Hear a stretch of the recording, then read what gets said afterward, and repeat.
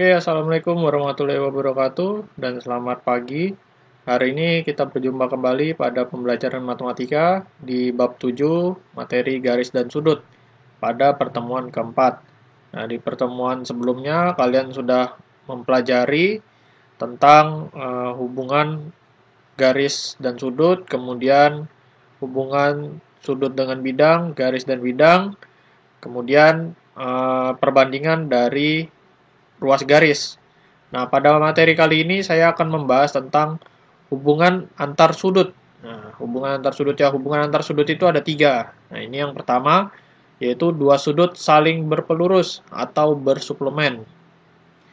Nah, perhatikan gambar dua buah sudut di atas. Nah, di sini saya punya sudut AOC yang besarnya 110 derajat, kemudian sudut AOB yang besar sudutnya 70 derajat. Kemudian, jika sudut AOC dan sudut AOB itu didekatkan, sehingga ruas garis AO dari masing-masing sudut itu berhimpit, maka akan terbentuk sudut pelurus, yaitu sudut BOC. Nah, kalian lihat. Nah, jadi sudut yang AOB ini saya geser ke sebelah kiri, sehingga ruas garis AO itu menjadi satu bagian, sehingga terbentuk sebuah sudut baru, yaitu sudut BOC, yang besar sudutnya adalah 180 derajat. Nah, dengan demikian dapat dikatakan sudut AOC dan sudut AOB itu saling berpelurus. Jumlah sudut AOC dan AOB adalah sudut AOC ditambah sudut AOB sama dengan 110 ditambah 70 derajat, sama dengan 180 derajat. Jadi dua sudut dikatakan saling berpelurus atau bersuplemen jika kedua sudut tersebut berjumlah 180 derajat, ya. Seperti itu, ingat. Kalau berpelurus, pasti dua sudut tersebut jika dijumlahkan hasilnya adalah 180 derajat. Nah, di sini ada contoh satu. Tentukanlah besar sudut alfa pada gambar di samping. Nah, di sini sudah ada satu sudut yang diketahui dengan besar sudut 135 derajat. Nah, dari sini bisa kita lihat bahwa jika sudut yang pertama, yaitu yang 135 derajat ditambah alfa, itu pasti menjadi sudut berpelurus. Anggaplah di sini adalah sudut A, O, B misalnya. Sudut AOB. Nah, seperti itu. Yang ditanyakan berapa besar sudut alfa. Penyelesaian, berdasarkan gambar, sudut alfa merupakan pasangan sudut berpelurus dengan sudut 135 derajat. Maka nilai sudut alfa dapat diperoleh dengan cara berikut, yaitu 135 derajat ditambah alfa itu sama dengan 180 derajat. Maka kita gunakan konsep dari persamaan linear satu variabel, berarti alfa sama dengan 180 derajat dikurang 135 derajat. Maka diperoleh besar sudut alfa itu sama dengan 45 derajat. Jadi besar sudut alfa adalah 45 derajat, seperti itu ya. Kemudian di contoh kedua, di sini sudutnya sedikit divariasi, yaitu besar sudut KLN itu sama dengan 3x ditambah 15 derajat. Kemudian sudut MLN itu besar sudutnya 2x ditambah 10 derajat. Tentukanlah besar pelurus dari sudut KLN. Nah, di sini sebelum menentukan besar pelurus sudut KLN itu terlebih dahulu kita tentukan nilai X-nya dengan cara yaitu sudut KLN ditambah sudut MLN itu sama dengan 180 derajat. Berarti 3x ditambah 15 derajat ditambah 2x ditambah 10 derajat sama dengan 180 derajat. Kemudian kita hilangkan tanda kurungnya, sehingga diperoleh 3x ditambah 2x ditambah 15 ditambah 10. Sama dengan 180 derajat. Kemudian kita jumlahkan suku-suku sejenisnya, sehingga diperoleh 5x ditambah 25 sama dengan 180 derajat. Kemudian kita pindahkan yang 25 ke ruas sebelah kanan, sehingga diperoleh 5x sama dengan 155 derajat.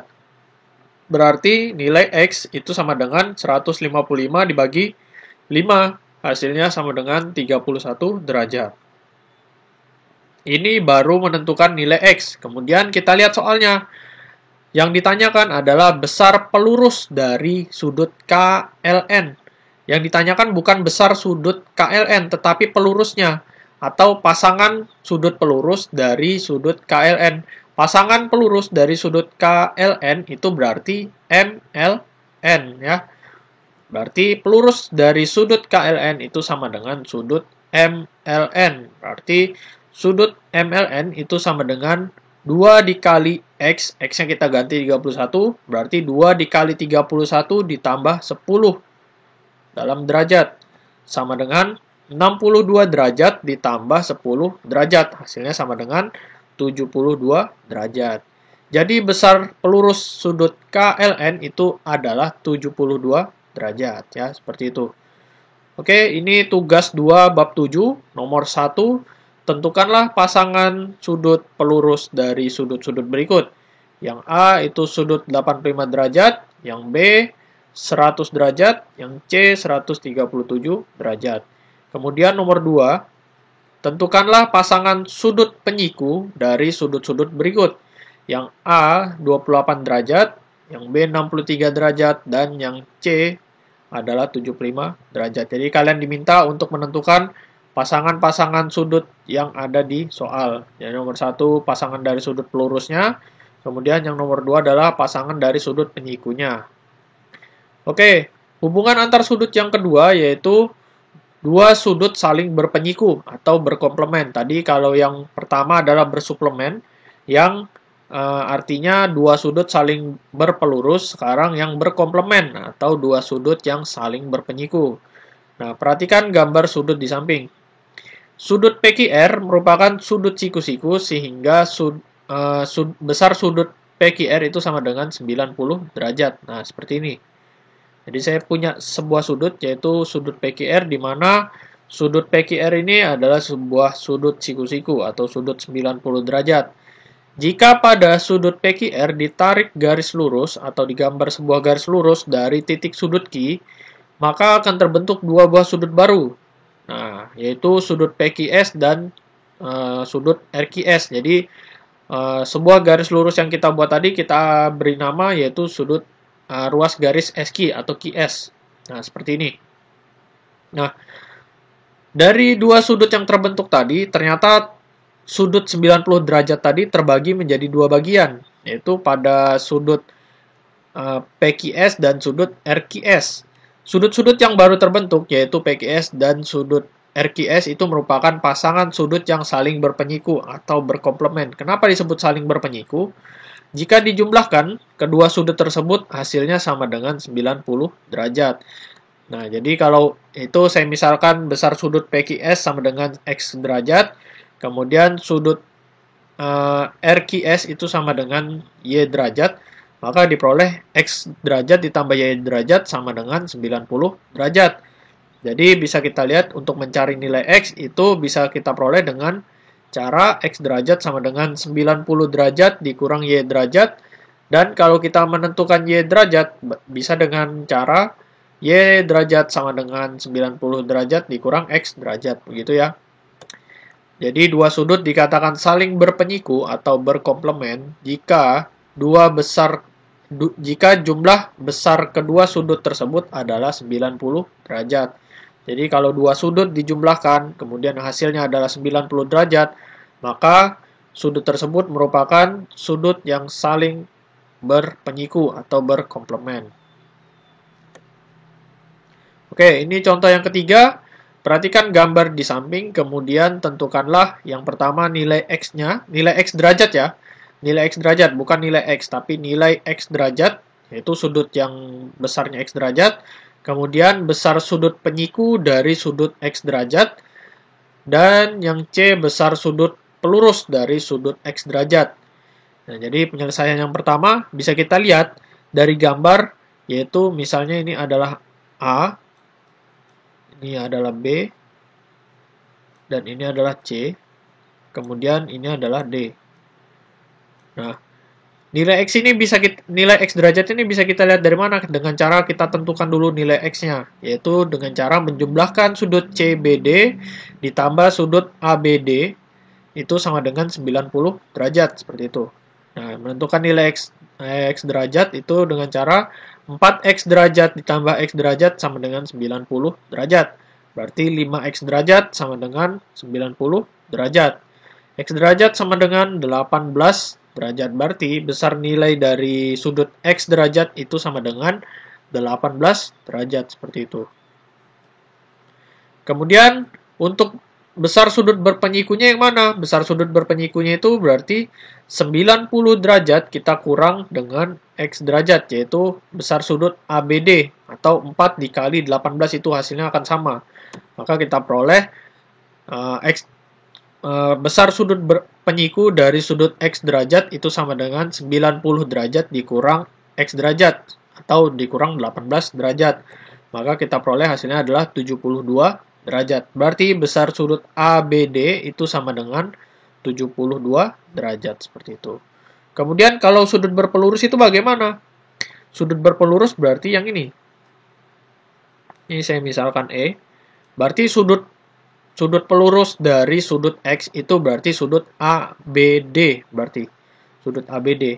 Berarti dapat kita peroleh dengan cara 180 derajat. Nah, ingat sudut berpelurus itu jumlah sudutnya adalah 180 derajat. Berarti 180 derajat kita kurangkan dengan sudut CBD atau 18 derajat atau sudut X derajat. Berarti sama dengan 162 derajat, seperti itu ya. Oke, ini untuk tugas 2 bab 7 nomor 3.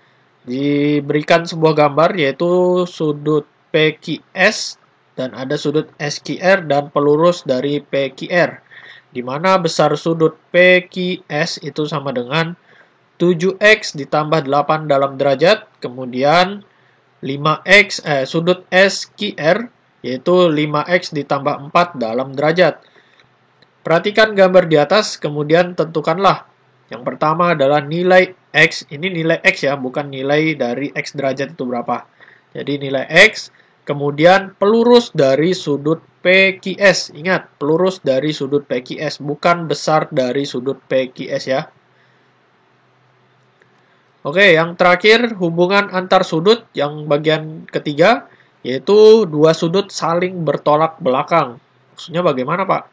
Perhatikan dua ruas garis AB dan ruas garis CD yang saling berpotongan di titik O sebagai berikut. Jadi ada ruas garis AB, kemudian ada ruas garis CD, dan berpotongan di titik O. Sudut AOC dan sudut BOD disebut sudut yang saling bertolak belakang.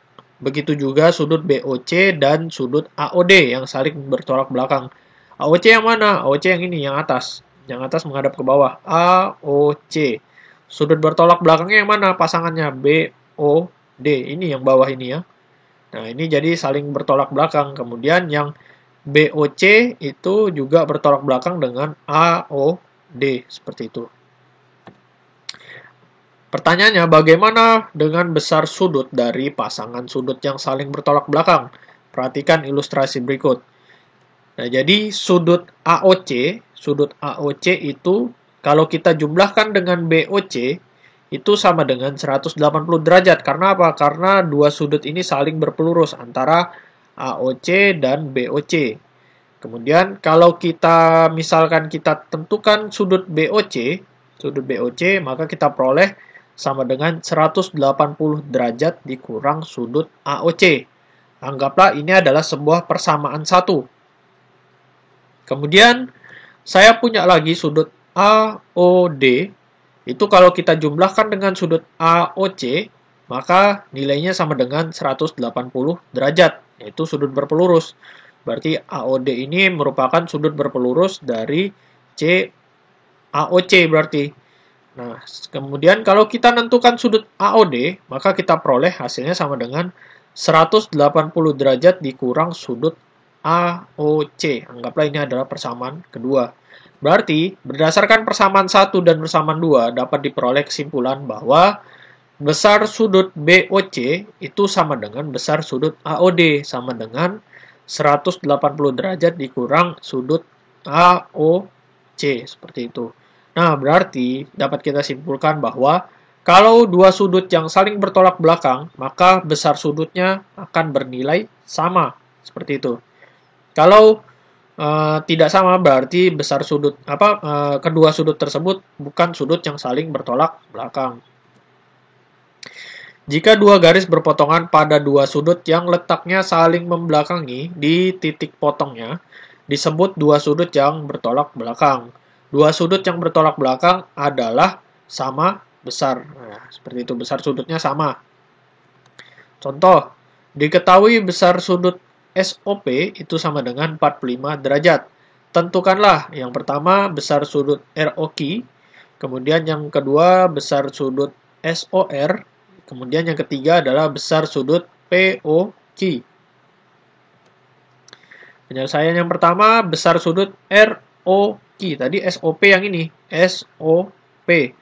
Berarti kalau ROQ ternyata membelakangi sudut dari SOP.